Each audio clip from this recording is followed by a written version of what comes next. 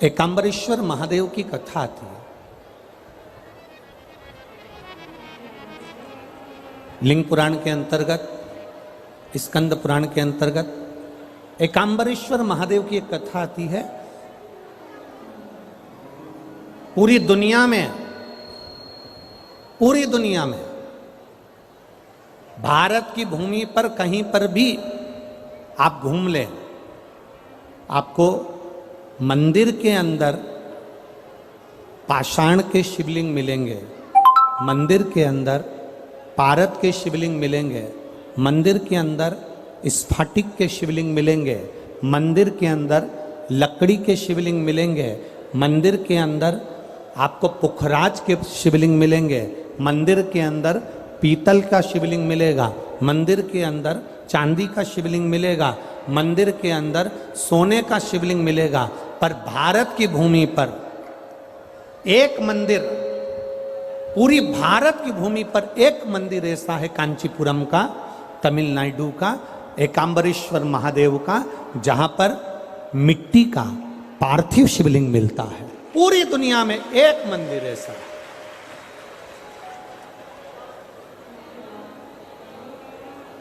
बोले कांबरेश्वर महादेव की, बोल बम का नारा है।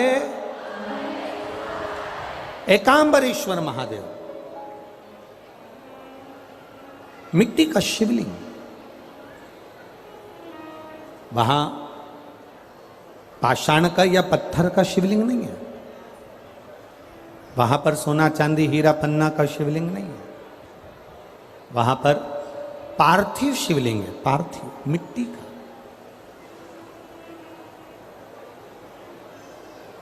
और कब का है वो मिट्टी का शिवलिंग? बहुत बहुत ध्यान दीजिएगा, थोड़ा सा स्मरण में रहे आपके।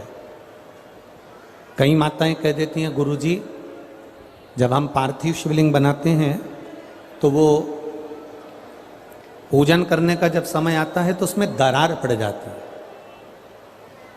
बोलो री जी हाँ, सही है कि गलत है? जब हम पूजन करने का समय होता है तो उसमें दरार पड़ जाती है। कारण क्या होता है?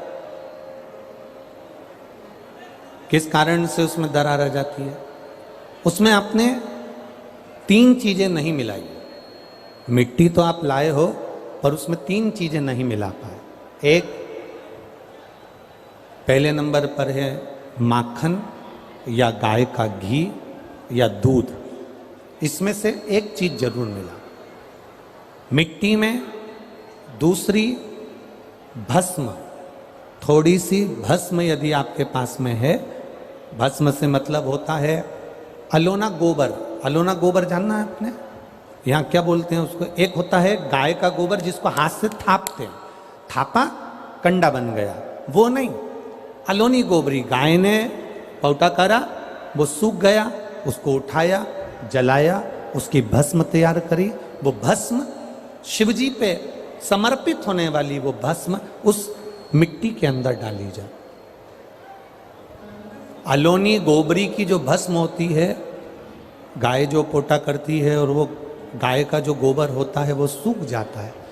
सूखने के बाद जो उसकी भस्म होती है वो भस्म बड़ी काम की होती है। उसको जब जलाते हैं और जलाकर उसकी भस्म बनाते हैं तो वो बड़ी काम की रहती है, बहुत काम। हम तो यहां तक कहेंगे, जिस नारी के बच्चादानी के अंदर अगर गर्भ में गांठ हो गई है या बच्चादानी के अंतर्गत कोई भी परेशानी उसके जीवन में आ गई है कि डॉक्टर बोल रहा है कि आपकी ये ऑपरेशन कराना ही पड़ेगा, तो हम इस निवेदन को जरूर करना चाहेंगे कि प्रयास करिएगा। देसी गाय जब गोबर करे, पोटा करे और वो सूख जाए, वो सूखा हुआ जो गोबर का पोटा रहे सूखा हुआ, उसको जलाकर उसकी भस्म तैयार कर कर देवादिदेव महादेव को समर्पित कर कर उसको उठाकर डिब्बी में रख लीजिए। एक डब्बी में उसको रख लो और उस भस्म को सोमवार के दिन से लेकर 7 दिन तक लगातार थोड़ा थोड़ा सा उस भस्म को अपने उदर पर त्रिपुंड का भाव, उस भस्म से त्रिपुंड का भाव कि मेरा महादेव मेरे गर्भ की रक्षा करेगा, त्रिपुंड का भाव, और उसी भस्म को मुख में थोड़ा सा लेकर देवाधिदेव महादेव के चढ़े हुए जल का आचमन करिए। जो गर्भाशय में जो भी तकलीफ होगी मेरा देवाधिदेव महादेव उसको अच्छा कर दे। गर्भस्थ तकलीफ, गर्भ में अगर आपके गर्भाशय में अगर कोई तकलीफ है तो वो गाय के गोबर की, देसी गाय के गोबर की भस्म हमारे जीवन को सुख दे देती। और भी अच्छे से समझिए, मान लो आप त्रिपुंड का भाव भी नहीं रख सकते, उदर के ऊपर त्रिपुंड भी नहीं बना सकते, तो केवल भस्म को लेपन ही आप गर्भाशय पर अगर करेंगे तो बाबा उस पर भी कृपा करता है। ऐसा नहीं, शिव तत्व है। सारी समस्या का हल एक लोटा जल।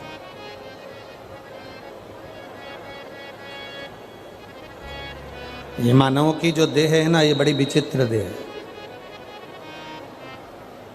बचपन में होमवर्क लेते हो, होमवर्क करते हो, जवानी आती है तो होम लोन लेते हो, और बुढ़ापा आता है तो अलोम और विलोम करते हो।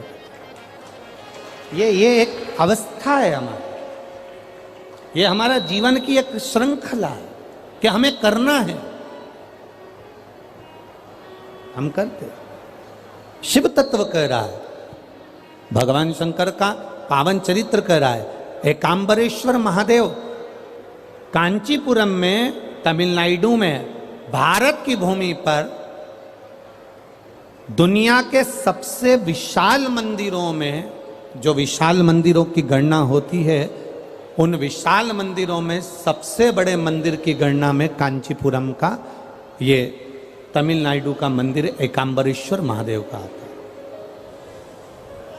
एकांबरेश्वर, जहां पर पाषाण का शिवलिंग नहीं है, जहां पत्थर का शिवलिंग नहीं है, जहां सोना और चांदी का शिवलिंग नहीं है, जहां हीरे पन्ने का शिवलिंग नहीं है, जहां पर मिट्टी का पार्थिव शिवलिंग की पूजन होती है। अब जरा विचार करिएगा, गुरुजी क्या बात कर रहे हो, ये पार्थिव शिवलिंग, मिट्टी का शिवलिंग जहां एकांबरेश्वर महादेव के मंदिर में पूजा जाता है, वहां क्या वो शिवलिंग मिट्टी का फटा नहीं होगा? क्या उसमें दरार नहीं पड़ी होगी? क्या वो मिट्टी का शिवलिंग बेकार नहीं हुआ होगा? हम जब पार्थिव शिवलिंग का निर्माण करते हैं तब उस समय उसमें हम बहुत से पदार्थ डाल देते हैं। आप कुछ डालें ना डालें, 2 चीजें मिट्टी के अंदर अवश्य डालें, एक मक्खन या दूध या गाय का, जम के बोलो, घी, और दूसरा भस्म। ये 2 चीजें क्यों डालना चाहिए? कि शिवलिंग अच्छा बनेगा, शिवलिंग पक्का रहेगा, दरार नहीं पड़ेगी, उसके लिए डालना चाहिए क्या? ना ना ना ना। पार्थिव शिवलिंग का निर्माण करने वाले 2 चीजों का स्मरण अवश्य रखें। पहला, मिट्टी के अंदर जब हम मक्खन, दूध या गाय का घी डालकर शिवलिंग का निर्माण करते हैं, जिसके घर में वंश नहीं बढ़ता, 20 साल, 25 साल, 15 साल, 12 साल हो गए हों, और जिसके घर में बच्चा ना हुआ हो, हम उनसे भी निवेदन करेंगे कि प्रत्येक प्रदोष, प्रत्येक शिवरात्रि, हर महीने प्रदोष आती है, हर महीने शिवरात्रि आती है, प्रत्येक शिवरात्रि, प्रत्येक प्रदोष को आप मिट्टी के अंदर मक्खन या गाय का दूध या गाय का घी, देसी गाय का मिलाकर शिवलिंग बनाकर उसकी पूजन करना प्रारंभ करें। 1 साल पूरा नहीं होगा, भले 20 साल हो गए होंगे, पर आपका गर्भ जरूर ठहरेगा, ये निश्चित। भले 20 साल हो गए, 22 साल हो गए, 25 साल हो गए, डॉक्टर ने मना कर दिया नहीं होगा, फिर भी आप बाबा पर भरोसा, बोल बम का नारा है, बाबा है। आप विश्वास के साथ शिव की आराधना करिए। गाय, देसी गौ माता का दूध, मक्खन, घी, ये हमारे मिट्टी के अंदर मिलाकर जब हम शिवलिंग का निर्माण करते हैं तो हमारा वंश बढ़ता। दूसरा भस्म, दूसरी चीज क्या है, जम के बोलो जरा पीछे वाले भी। पहले नंबर पर है मिट्टी में मिलाया गया मक्खन, घी या दूध। दूसरे नंबर पर है, जम के बोलो जल्दी से, भस्म। ये दूसरे नंबर पर भस्म का प्रयोग, शिवलिंग का जब निर्माण करे, पार्थिव शिवलिंग जब बनाए, मिट्टी में थोड़ी सी भस्म जरूर मिलाए। भस्म किस चीज के लिए होती है? भस्म किसके लिए धारण कराई जाती है? तो महाराज शिव महापुराण की कथा कहती है, जब शरीर में कोई बड़ी बीमारी आने वाली होती है, आप एक साधारण सा प्रयोग कर कर देखिएगा अपने जीवन में। एक साधारण सा प्रयोग, जब आपको लगे कि डॉक्टर ने बोला है कि कोई बड़ी बीमारी का चांस बन रहा है, कोई बड़ी बीमारी होने वाली है, आप थोड़े दिन तक देवाधिदेव महादेव का ये शिवलिंग, ये जलाधारी, ये जहाँ से जल बहता है, गणेश जी का स्थान, कार्तिकेय जी का स्थान, बीच में एक मोटी सी लाइन अशोक सुंदरी, शिवलिंग जो शिवलिंग रखा है, जो जलाधारी है वो माँ पार्वती जी का हस्तकमल, ऊपर से एक एक बूंद जो पानी गिर रहा है,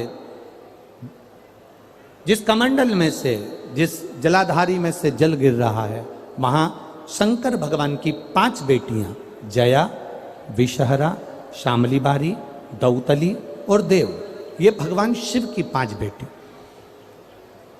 जब आपको लग रहा है कि मेरी जांच होने जा रही है, जब आपको लग रहा है कि मुझे डॉक्टर को दिखाने जा रहे हैं, मुझे लग रहा है कि कोई बड़ी बीमारी ना निकल जाए, अल्ट्रासाउंड करा रहे हैं, एक्सरे करा रहे हैं, उससे पहले घर में अगर थोड़ी सी भस्म रखी है, उस भस्म को जब आप जल चढ़ाने के लिए शिव जी के मंदिर में जाओ, हॉस्पिटल में दिखाने के लिए जांच कराने जाओ, उससे पहले एक काम जरूर करना, शंकर भगवान का जहां शिवलिंग रखा है, उस शिवलिंग के पास में भस्म का लेपन कर कर देवाधिदेव महादेव पर 1 लोटा जल समर्पित कर कर उसी भस्म को अपने कलेजे पर, अपने हृदय पर लगाकर देवाधिदेव महादेव का पंचाक्षर मंत्र नमः शिवाय, षडाक्षर मंत्र ओम नमः शिवाय या श्री शिवाय नमस्तुभ्यम बोलकर फिर आप जांच के लिए चले जाओ।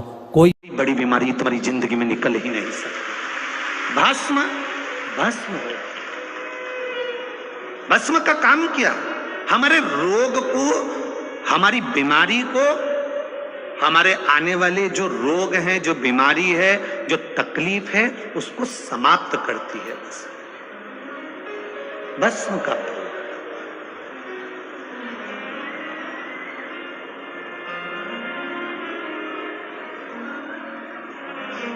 शिवलिंग का निर्माण कर रहे हो, पार्थिव शिवलिंग का, उसमें थोड़ी सी भस्म हमारी बीमारी को हर लेती है, थोड़ी सी भस्म हमारी तकलीफ को हर लेती है।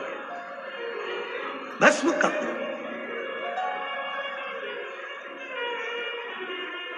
चपटी भभूत में है खजाना कुबेर का। शिव के शरीर से, भगवान देवाधिदेव महादेव के तन से लगी हुई भस्म साधारण नहीं है।